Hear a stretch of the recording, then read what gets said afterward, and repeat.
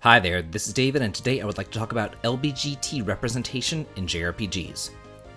As a gay man myself, this is a topic near and dear to my heart, and let me just say that representation is important, and I am thankful that there have been many more gay characters popping up in games recently, which is a stark contrast to whenever I was a kid, where they really didn't exist in any forms of media at all, be it in TV shows, movies, or games. And on the off chance that they were present, they were there just to kind of be the butt of the joke, or shown as a villainous character, or some sort of asexual eunuch. I would like to say that we've progressed since then, but let's see. This is not meant to be an exhaustive list of every single gay character around, but I do believe that the very first gay character in a JRPG was Yuzvestia in Phantasy Star 2. In the original Japanese script, he charged the male party members less money for piano lessons because they were cute. However, whenever it crossed the pond, all that was changed. Now he still charges the men less for lessons, but only because they look smarter. I guess that the localizers thought that having rampant sexism in their game was better than having a homosexual. Then there's Great Greed, a neat little Game Boy RPG that released back in 1992. At the end of the game, your reward is to marry any one of King Green's 5 daughters. But if you want to, you're literally able to marry anybody in the room, including the king himself, and hysterically, he'll even leave his wife to be with you. I guess obscurity has its benefits because I can't see how this ever got past the family-friendly Nintendo of America. While America faced the board of censors, Japan, on the other hand, was busy delivering plenty of LGBT characters, as well as games that explicitly focused on them, such as Eternal Felina. This is a well-told lesbian RPG, and the story is about Felina, the last survivor of the Philocena royal family who was raised as a boy to become a gladiator in order to avoid being sold into prostitution. As Felina becomes a famous gladiator, she's set up to marry a slave girl, Lila, but the two quickly fall in love with Lila acting as her beard. It's really sweet, endearing, and it's not gross or fan-servicey, kind of how a lot of lesbians are portrayed nowadays though. Overall, it's a wonderful representation for the LGBT community. Also languishing over in Japan was Bahamut Lagoon for the SNES. Here, there's openly gay Sendak, an older magician who flirts with the hero Bayu. However, it's just playful between the two and kind of treated as a joke rather than anything else, but at least there is some sort of representation.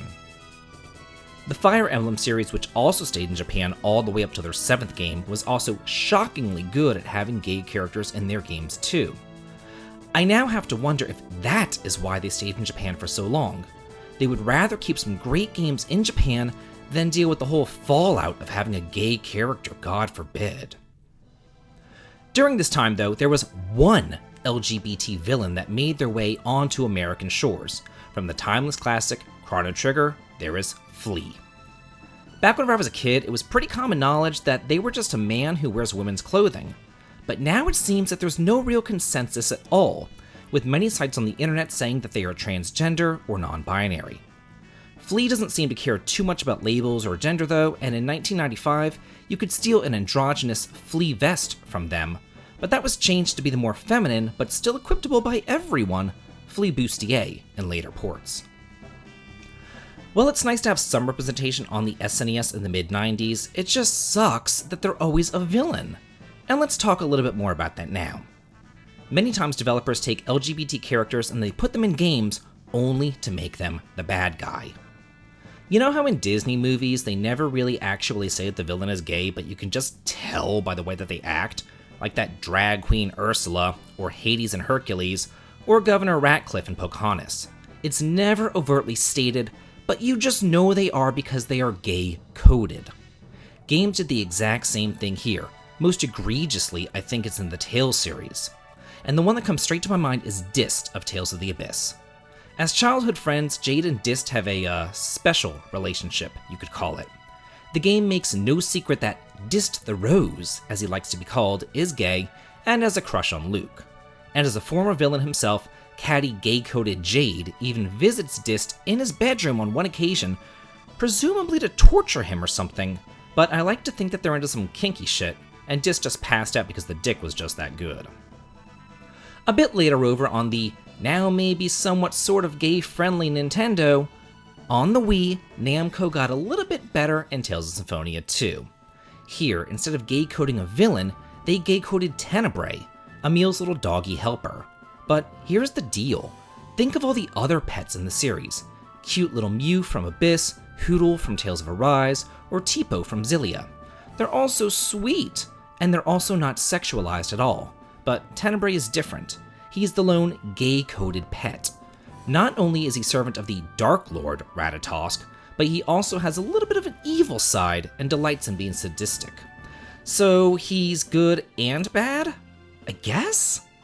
That all being said though, I do love him and I do also maintain that he is the sole highlight of that garbage game. Let's move on over to Sony, who's really not all that much better in this department to be quite honest, and talk about another series near and dear to my heart, Wild Arms.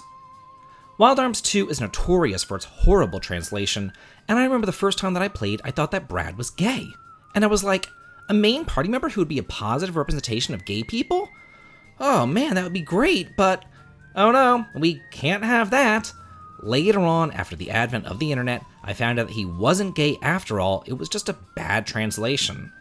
That I can forgive because it wasn't in the source material. But what I can't forgive is the total slap in the face that they give you with Kaina. Kaina is the one openly gay character in the game who, surprise surprise, is a villain. But instead of just letting them be gay, the localizers turned him into a woman in the American version. This feels really similar to how they made Zoisite a woman in the American version of Sailor Moon, rather than just actually have gay characters, because God forbid you have a gay character in a game, they'd much rather just make him a woman instead because, you know, they're interchangeable. But the real kicker is Wild Arms XF, because they really did a number here. The main villain, who I love, Edna, is gay-coded, but not in a lesbian way. Instead, she's much more of a drag queen. Think like Ursula in The Little Mermaid. She's constantly getting into everybody else's business, being a complete underhanded bitch, and then just plain ridiculous. It wasn't until I played it for a second time for my Let's Play that I realized that the bitch is Ursula in video game form. Then there's Weisheit, who seems normal enough, until the very end of the game, where all of a sudden he becomes a sex-crazed maniac lusting after Felius's body. Why did they have him be pretty much asexual until like the 9th hour, and then they're just like, oh wait, we have a chance to make yet another villain gay?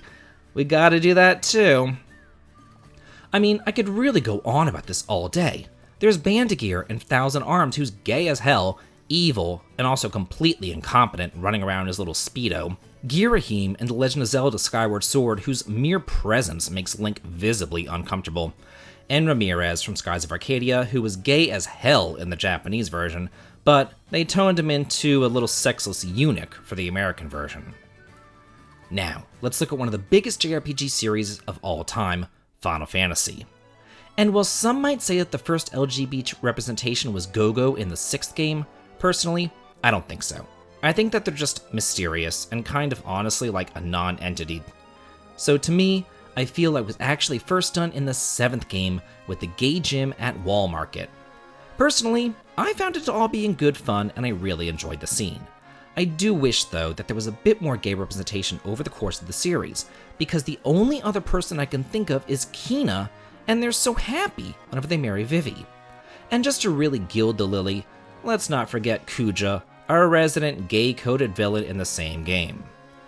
And then there's Fang and Vanille's pseudo-lesbian relationship in Final Fantasy XIII, but who really knows what's actually going on there?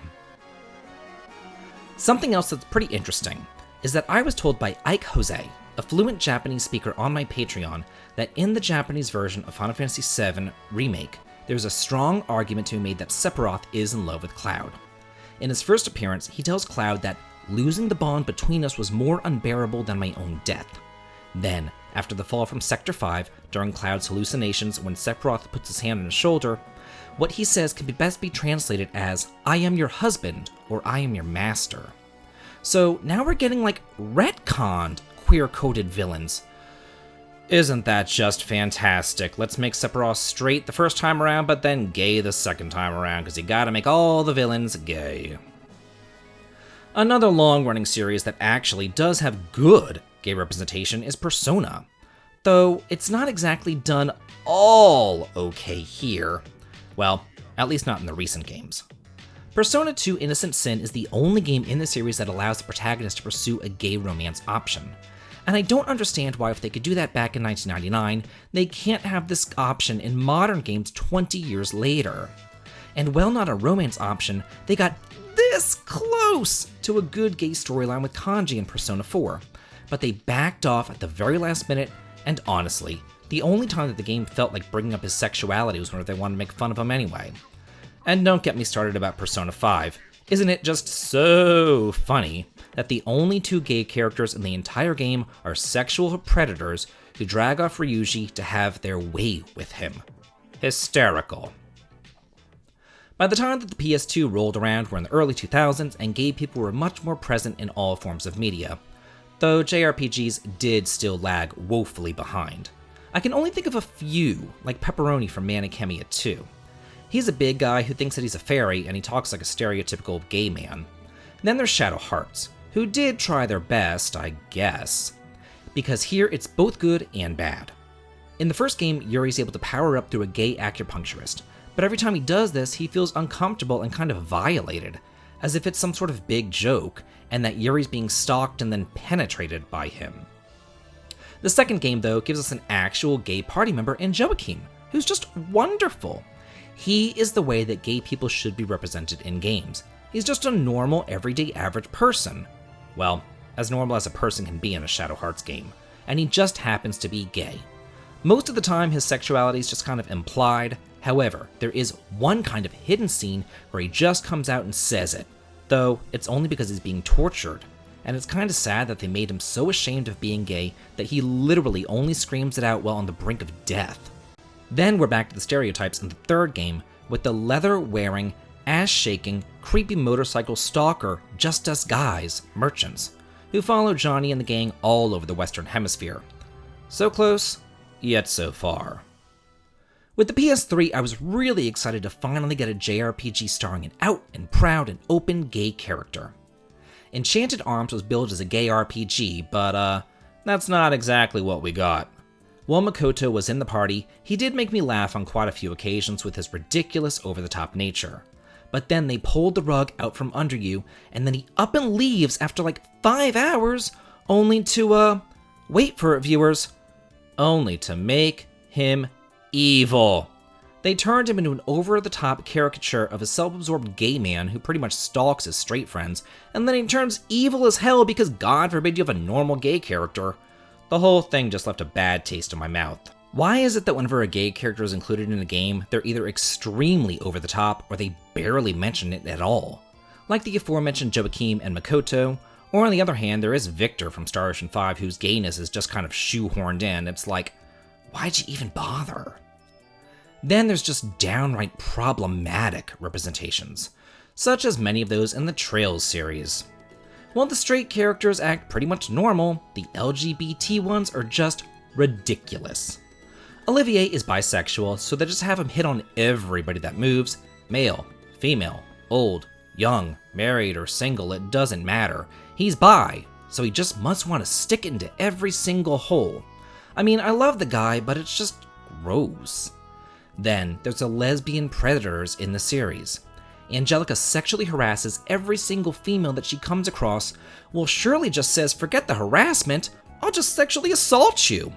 If the developers can write moving, involved, and intricate love stories for all the straight characters, why did they drop the ball so hard whenever it came to the gay characters? Strategy RPGs such as the aforementioned Fire Emblem and Valkyria Chronicles are actually shockingly good about having gay characters and inclusion in their series. And this probably just boils down to the sheer number of characters that can join. However, while gay marriage can be an option in these strategies RPGs, it's probably not the best option, because many times you can lose out on a potentially powerful child character, which would otherwise result from a straight union. I would like to say that recently gay representation has gotten better, but in all honesty, it hasn't. I know many people like to think that our job is done just because we got Sylvando. And yeah, I like him too, but he's one of two things. Number one, a walking stereotype, and number two, a sexless eunuch. Dragon Quest had the balls to have an obviously gay character, but they didn't have the cojones to actually give him a love interest with Dave the sailor, or to make the problem with his father be what we all knew it was going to be. Instead of having a story of acceptance between father and son, it was some sort of BS about how he wasn't a good enough knight. I mean, come on. For every positive role model that we get, we receive many more queer villains, problematic sexual predators, and dropped storylines. I think that this is an important topic to discuss, and I do hope that I gave it the respect and consideration that it rightfully deserves. How do you feel about this topic? Please let me know in the comments. And if you like this video, what I do here on the channel, please consider supporting me over on the Patreon, heading on over to Twitch for some streaming fun, or joining the Discord to chat and hang out. The links to them all can be found in the video description. This has been David. If you like this, please like, comment, and subscribe, and have a good day.